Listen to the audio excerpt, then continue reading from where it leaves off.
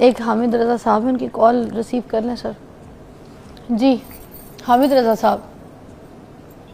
السلام علیکم. جی وعلیکم السلام. جی حامد صاحب کیا کہیں گے؟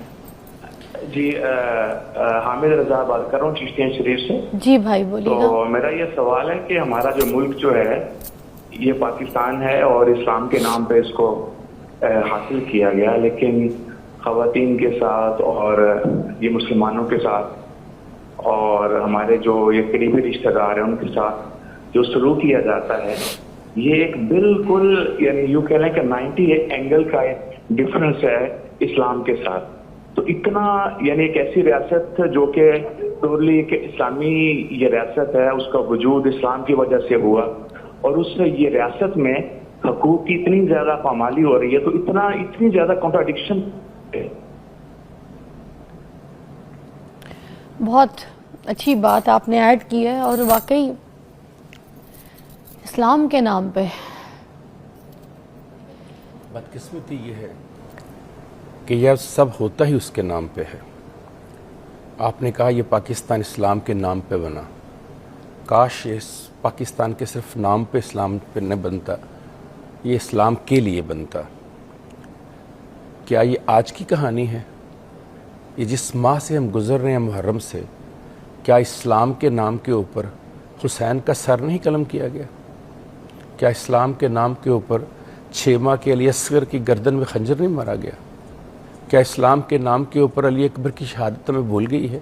کیا اسلام کے نام کے اوپر حضرت قاسم کی شہادت ہمارے دلوں سے محو ہو گئی ہے؟ کیا اسلام کے نام کے اوپر وہ پاک بیبیاں جن کے سر کے بال سورج نے بھی نہیں دیکھے تھے، ان کی ردائیں جب چھنی تو انہیں شام کے بازار میں کس نے دیکھا؟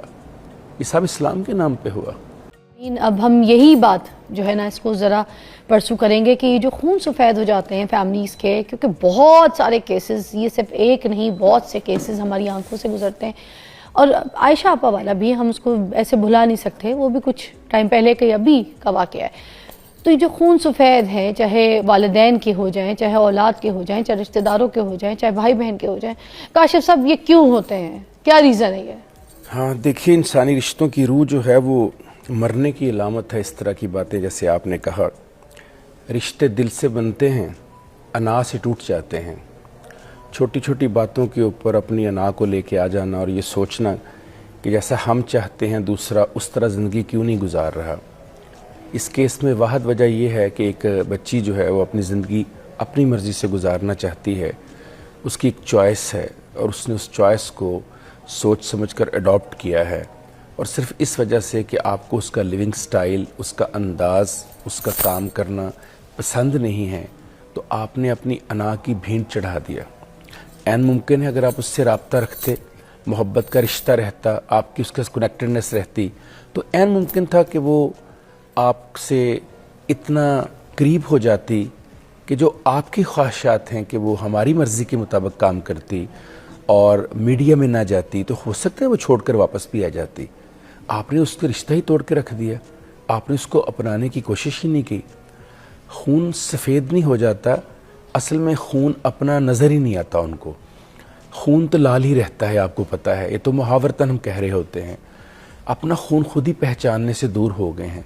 ایسی مٹتی ہوئی تہذیب، ایسا مٹتا ہوا سماج جو ہے وہ کتنی دیر تک اور اس معاشرے میں سروائیو کر سکے گا؟ بہت مشکل ہے فضا کہ جب اس طرح سے ہم لاشیں اٹھائیں گے. اور یہ کوئی پہلی یا دوسرا واقعہ نہیں ہے، یہ تو مشہور تھی نا، ان کو لوگ جانتے تھے، ان کا ایک نام تھا، ان کی ایک پہچان تھی. یہ جو 33 سال کی حمیرہ کی لاش ملی ہے، یہ توفن زدہ معاشرے کی جو لاش ملی ہے، جس میں میں رات دیکھ رہا تھا تماشا گاہ، میں نے کہا تماشا گھر میں کام کرنے والی کو تماشا بنا دیا، پوری دنیا میں مگر گھر نہیں ملا، مگر گھر نہیں ملا. وہ تو تماشا گھر کرتی تھی نا، تماشا بنا دیا، گھر نہیں ملا اس کو. پھر میں دیکھ رہا تھا کہ اس کے ایک پروگرام کا نام دیکھ رہا تھا، احسان فراموش. میں سوچ رہا تھا دنیا کتنی احسان فراموش ہے، معاشرہ کتنا احسان فراموش ہے. اس کا ایک ڈرامہ تھا گرو، میں نے کہا اس کو کوئی گرو نہ مل سکا. ایک فلم تھی اس کی جلیبی، یہ معاشرہ جلیبی کی طرح سیدھا ہے کہ اس نے اس طرح کی ایک لڑکی کے ساتھ جو حشر کر دیا اور جو اس کا نقصان کر دیا کہ ایک زندگی چھین کے اور اس کو بے یار و کفن 6 مہینے کے لیے उस कमरे में बंद कर दिया। 6 नहीं ज़्यादा और मतलब सितंबर पता नहीं, मैं तो अक्टूबर में- कहती हूँ मुझे लगता है कि इस तरीके की जो बेचारी लड़कियां हैं या जो लोग हैं उनका इंतकाल बहुत पहले हो चुका होता है, रहती ज़िंदगी में हमारे सामने बैठे हुए होते हैं मगर वो मर चुके होते हैं। दफनाते हम लेट हैं, दफनाते हम लेट हैं। मैं अभी देख रहा था कि 2018 से उसी वो फ्लैट में रह रही थी, तो मैं सोच रहा था 2018 से लेकर 24 तक वो मुसलसल किराया अदा कर रही थी 6 साल।